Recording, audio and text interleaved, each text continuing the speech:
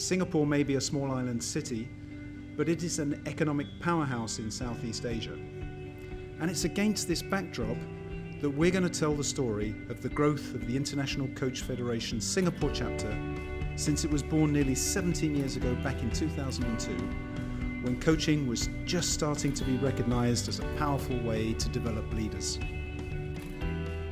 This Singapore Saga is the story of the past presidents of the Singapore chapter. The short highlights of the interviews of the 11 people who have held the job since Fu Si Luan founded the chapter, through to Suman Balani, who is the current president. This saga looks at the important moments in the growth of the chapter and gives us some insights into how each president saw the changes that were unfolding during their tenure. So Taruna, it's been quite a journey, hasn't it? Herman did ask us back in 2018 if we wanted to get involved in this exciting project to record the history of the Singapore chapter. And you know, it seemed like a crazy idea at the time, didn't it? Yes, it did. But you see, we've learned so much along the way. And as we started to build the saga together, we got the sense that every president had a unique contribution towards building the foundations of what the Singapore chapter is today. Yeah.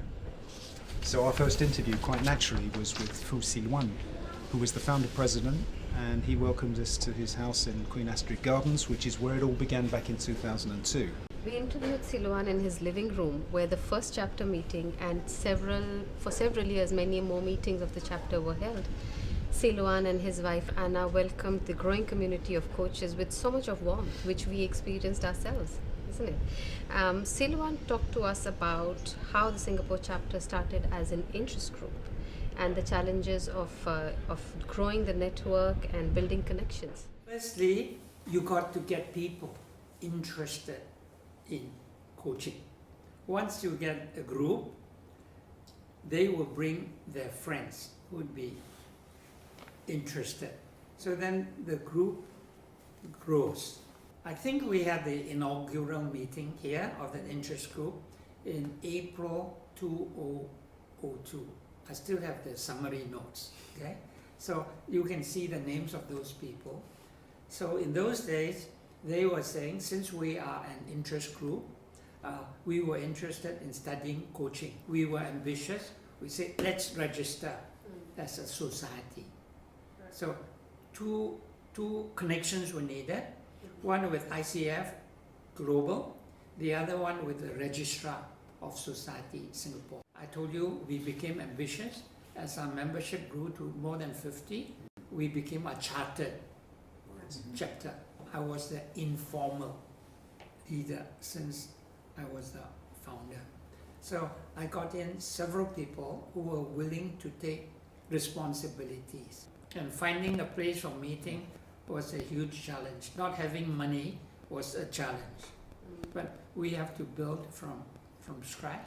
And I'm very happy today you are 500 plus people coming in, very hungry, okay, for knowledge. And I've always believed if you can show them you care for them, caring. And that's why Anna took great pains to welcome them. But we had to apologize when they had to sit on the floor, as she said, because we had no space. Then she had to go and buy the snacks. Today she gave you English snacks, okay? But next time, since most of them were Chinese, we bought Chinese snacks. We were just an interest group. So I was like the nominal leader, tasked with coordinating with ICF. And I was lucky because in those days, I would attend at least one international conference a year. We wanted to ensure that the name was known. Nobody knows ICF. So we did a lot of things just to make sure we are known beyond our small group. But we had to spend a lot of time to recruit members to come. So even in those early days, I had believed in connection. And that's why I took it with me to the board level. Connecting, building a bridge. When you get a group, let's say 8 people together, they don't always see eye to eye. You have what I refer to as internal conflicts, especially if you have strong personalities within the group. I would like the chapter to continue to grow. As I said earlier on, I would like the Singapore chapter to link up with the ASEAN chapters so that you don't operate just locally, but operate regionally. It's about time you hold a global conference in Asia. I've been trying that for many years. So Siluan very much set the tone for the growth of the chapter. He had a very clear vision about where he saw the ICF and the chapter going. So in this next sequence, Nancy talks to us about how she took over from Siluan and how she built on what had been achieved.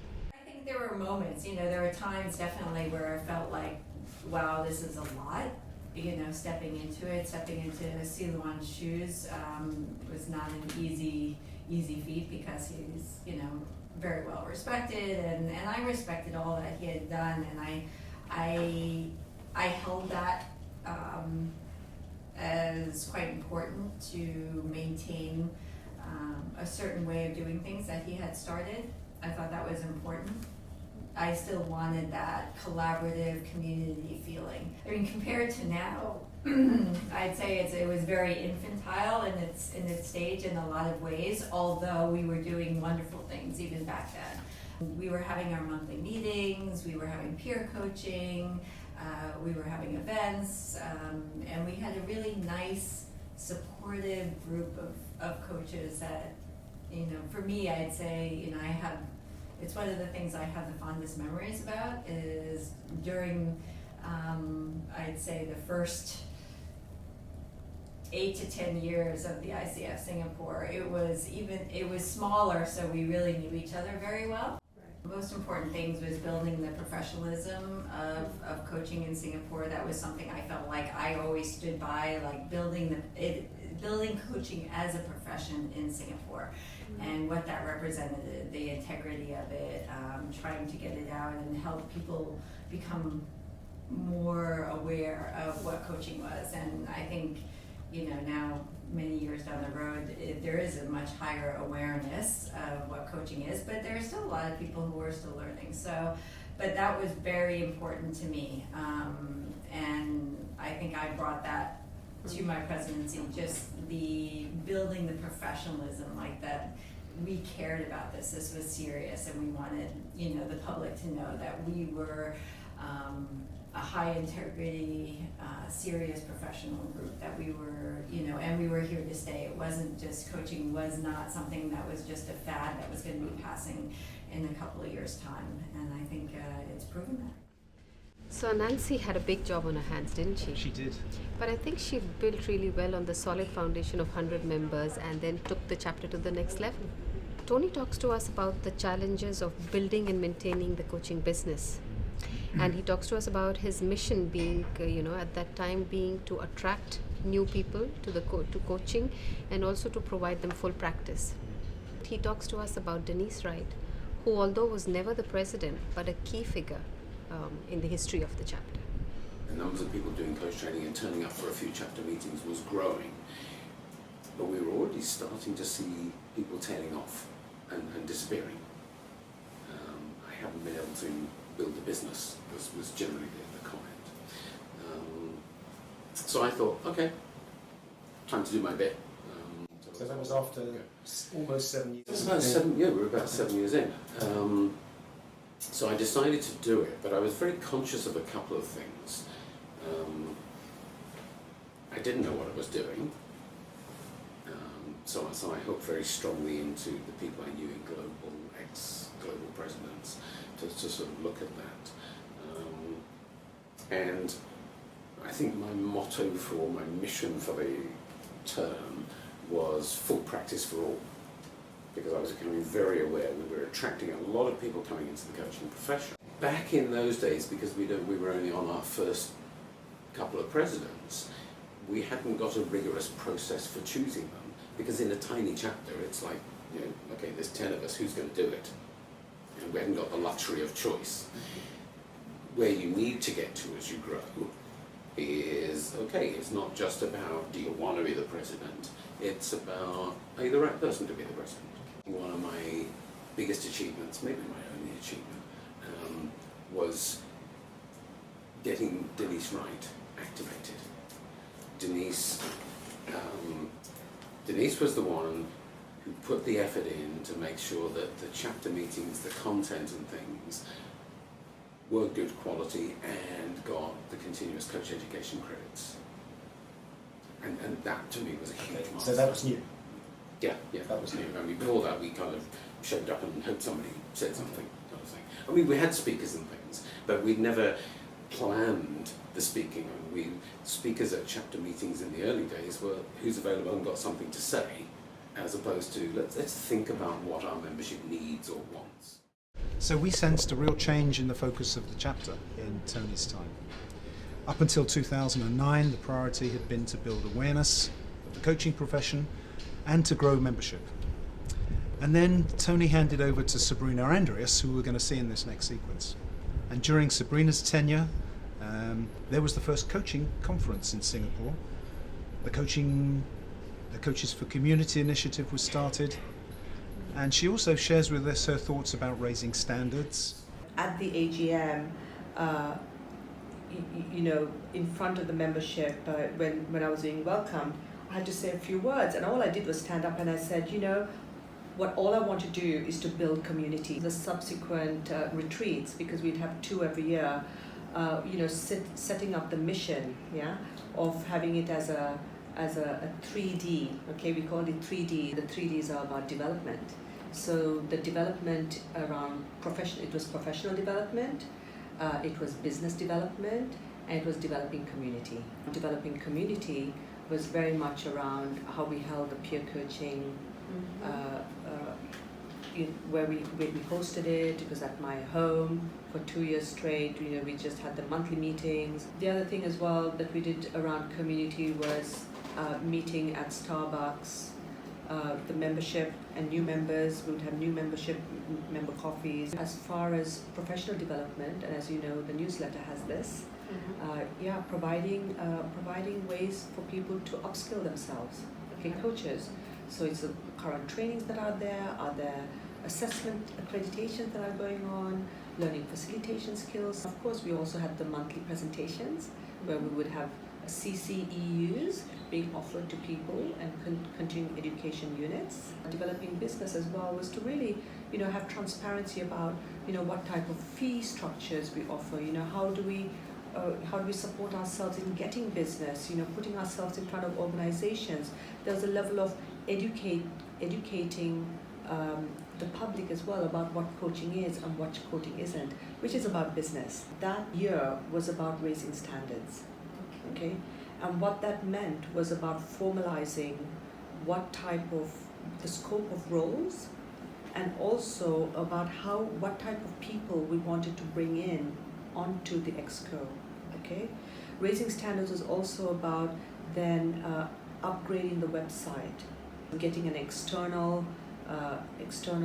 computer agency to come in and to host it. Thank you to the first Asia-Pacific Asia conference, because now we had money in the pot to be able to do that, right? Yeah. Because we had funds then, to be able to put it into the website, and also had enough funds to look, we have some money now, what can we do with that?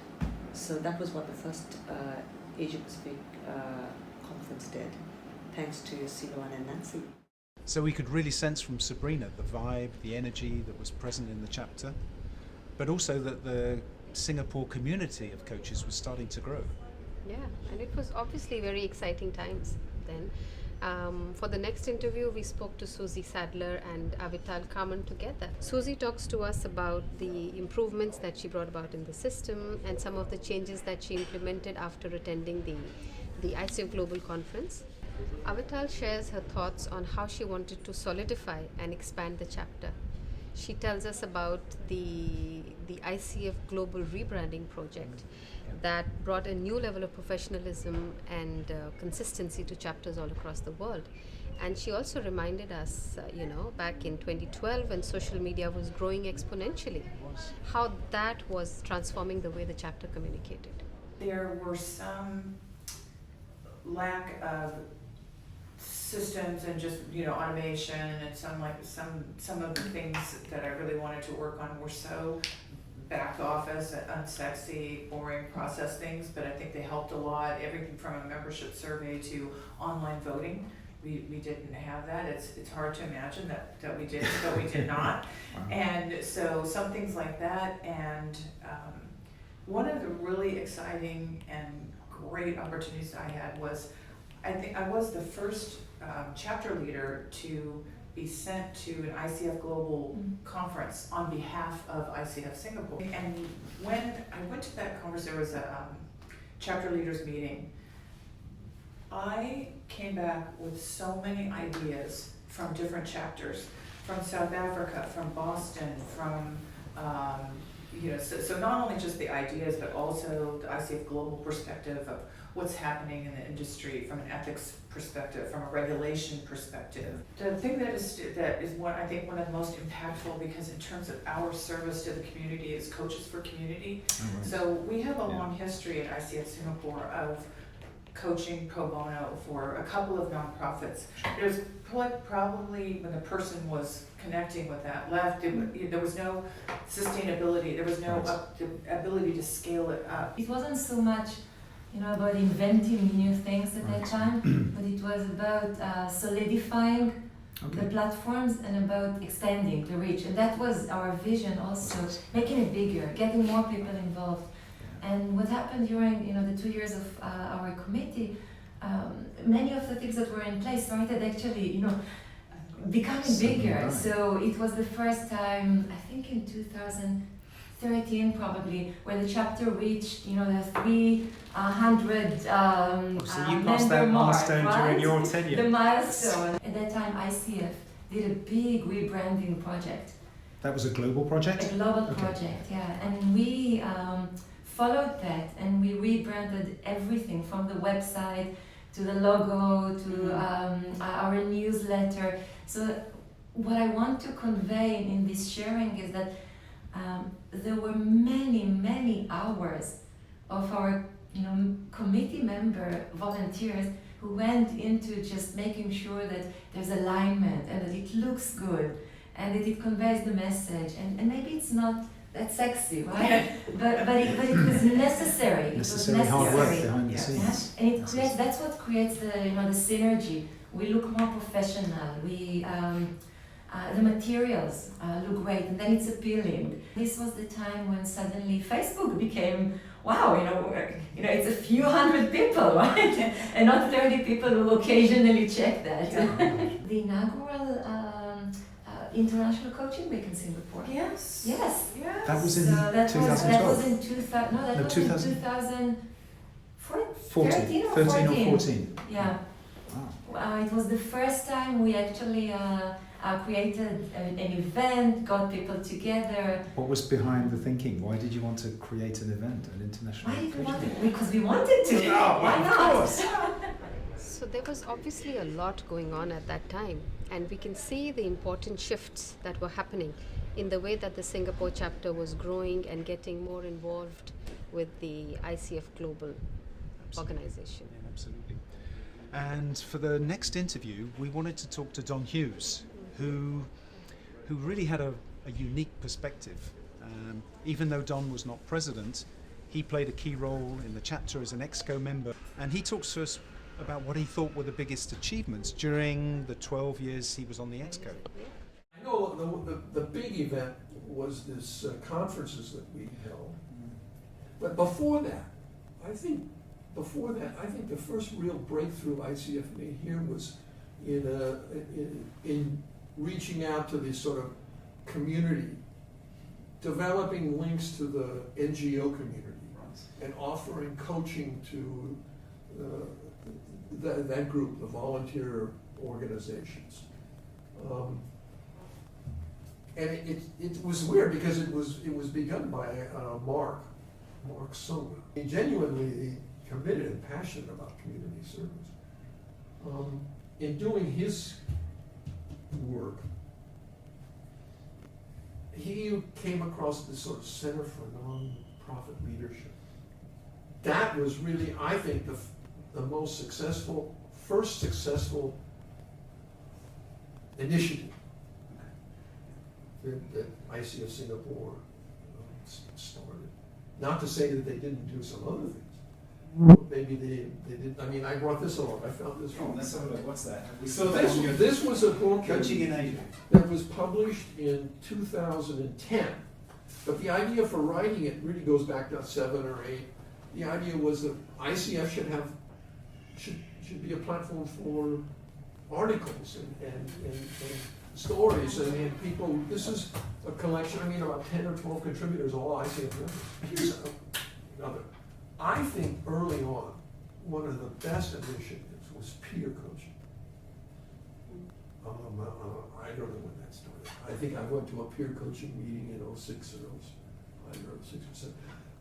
There again, that was so useful for a young coaches. I learned more at peer coaching, I think, than any other forum on how to coach, how to use coaching skills. And we learn from each other. So Don saw many of the changes to the chapter during his 12 years on the EXCO, didn't he? Yeah, that's an interesting perspective. We then spoke to Anisha, Kaul and Herman Ditzig. Anisha was focused on engaging the EXCO members, and she talks to us about the awards that the chapter won during her time. One for C4C and the other was Chapter Excellence Award, not one but for 2 consecutive years. That's quite amazing. Herman oversaw the continuing growth of the chapter to over 500 members, and he shares his perspective on some of the changes he brought about to the governance processes. I wanted to recreate the engagement with the community. For me, bringing people together, having meaningful conversations, learning together was a really important part, a big value of mine. So when we started that year, our mission statement, which we took some time to craft in this very room, was engaging the community for coaching excellence. And so it was about reaching out, bringing people back to the chapter, and just creating that sense of community. In terms of bringing engagement to real life, we started an initiative where we reached out to every one of our members and had lunches or breakfasts. Everyone was invited. 50% of the members actually attended in small groups around 10 each, with 2 or 3 members of the EXCO. And that was the way that we continued what Anisha started. We initiated during my presidency some constitutional changes to look for sustainability of leadership. We changed the Constitution. We created an Office of the Presidency. Global started this initiative called Global Leadership Forum, where presidents of the chapters would come together in one place in the world and share their experiences and learn from each other, which was an absolutely fantastic experience. A lot of the things that have been done were award-winning. As Anisha, and I'll let her talk about these awards because they came during her tenure. But also when we came back, that was what really ignited, the thoughts of what could we do. Like we started a nomination selection process for new leaders. The first award we got at the first Global Leaders Forum was actually in recognition of our Coaches for Community program, and that has to be highlighted as one of the big achievements of our chapter, thanks to the passion put into it by the people running it at the time. And if I remember correctly, we did 700 hours, more than 700 hours of C4C coaching in that year. And this award is actually called I Care For, and our chapter was recognized as one of the chapters leading the way in pro bono coaching. So that's a very proud moment for us. Want to say something about this one as well? So this was the following year in 2015, and the title of the chapter is In Recognition of Excellence and Inspiration. And I think that speaks to the execution of many of the ideas we had in terms of what Herman was saying, operationalizing some of the ways to make our chapter more sustainable. In 2016, we got another one of them and another one of this. I'm sort of proud, I think, that the fact that the chapter now is looked at as a mature chapter and seen as a resource, not just for the region, but globally. We were we're involved with a global task force and trying to develop a regional leadership level. So by the time Anisha and Herman completed their terms, we have a mature chapter with mature processes in place and a lot of member engagement. And in the next interview, we spoke to Jas Malani, who took over as president from Herman. And she shared her thoughts on the community of practice that she initiated and that is still growing today. Nancy and Sabrina very kindly at that time came up and we created something called coaching, mastery in coaching, which was like a community of practice. In the 4 sessions, we offered coaches an opportunity to deepen their knowledge or learning on different coaching competencies. Yeah. And this was really something that the members responded to it beautifully well. That was a good success. From our breakfast meeting also, Jane Grafton came in and she helped us to create mindfulness as a community, and that we thought maybe we'd get 4 members or 5 members in the first session. We had a restaurant was 20 people were there, and it was very encouraging. And then Ruchi came in and she took on life coaching. So all these coaching communities that were created, the idea was they were created by the members, for the members, and facilitated by the members. During the term, there was also a number of things that were happening in the EXCO. We had 2 past presidents. We also had a number of new EXCO members who were absolutely new. So it was one of the terms where we had the most Singaporeans on the EXCO. It's an interesting thought that Jas raised with us, and that's a great transition for us to our last interview when we met with Lai Han Sam, Suman Balani and Lin Tan, who were the past, present and future presidents. We saw a really great dynamic between the 3 of them, and we covered an awful lot of ground. This year going forward, we really would like to focus on the demand side. We really want to go out there, outreach, tell people what is coaching. But telling them is not enough. We need people to experience it. And that's what we want to focus on this year. We want to bring coaching out there to the corporations, to the SMEs, to the communities, and let them experience coaching. I totally agree with Suman. I think my theme last year was strengthening foundations, was really taking all the wisdom, all the hard work that the previous EXCO has put into the chapter, and it's really come to a stage, like Suman said, that the chapter is now very mature. So we have to stop thinking like a growing chapter, but really think and behave like a mature chapter. And there's so much to grasp about how this whole thing works. But what really excites me and that has, I think, aligned us is seeing how the chapter is ready to transform. And I think we've just done some restructuring to the way that the EXCO is run, and that reflects the kind of maturity that the profession and the local community has come to. So in the past, there used to be very silo functions, and I understand that it was because we needed to strengthen the operations of the EXCO team. But now, reflecting the community, everybody's more ready for collaboration. Everybody's more ready to tap on each other's strengths and energy and talent, and the EXCO has kind of reformed to follow that as well. I just feel very privileged to be here, and I'm very grateful for all the work that has happened all these years from all the past presidents. And none of this would be possible without all the efforts. It wouldn't have been possible to even sit on this chair if it wasn't for all the great work that all the coaches before us have done. And after all, we stand on the shoulders of giants.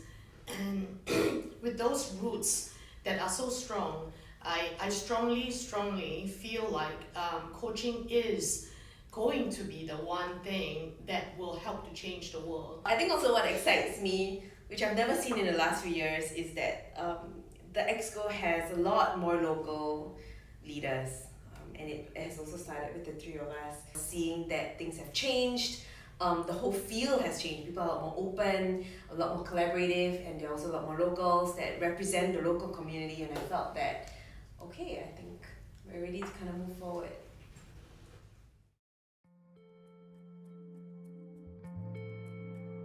So as we come to the end of our short Singapore saga, we want to pay tribute to all the past presidents who have made this journey possible. ICF Singapore has been recognized as a vibrant and innovative chapter, and coaching is now established firmly in Singapore, thanks to the efforts of the leadership teams and members over the years. The ICF has become a leader in the coaching profession and is recognized worldwide. But organizations everywhere are seeing unprecedented disruption and change. There has never been a greater need for coaching to provide the support and development for the leaders of tomorrow. And that's the challenge for ICF Singapore, and the future now lies in the hands of the next presidents. We are sure that the best is yet to come, and this Singapore saga is just the start of that journey.